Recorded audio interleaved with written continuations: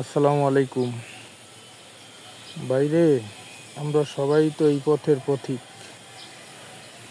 তো আমরা সম্পর্ক নষ্ট করি, অনেক জোর জুলুম করি, আত্মীয় স্বজনের সাথে করি, বাইরের মানুষের সাথে করি।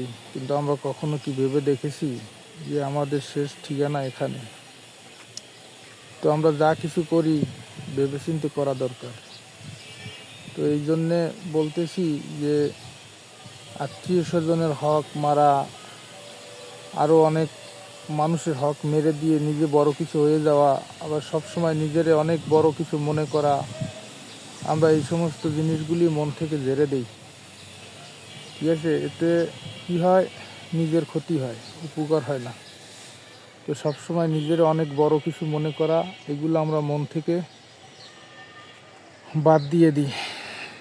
দেখেন, এই যে আজকে সবাই অসহায়, এখানে কত টাকাওয়ালা মানুষ, কত গরিব অসহায়, সবাই সমান, কোনো উঁচু নিচু নাই।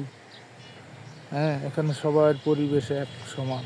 তাই আমরা সময় থাকতে সময়ের মূল্য দেই এবং আমাদের ভুল ত্রুটিগুলো আমরা শুধরে নিই। ঠিক আছে? সবাই ভালো থাকবেন এই কামনা করি।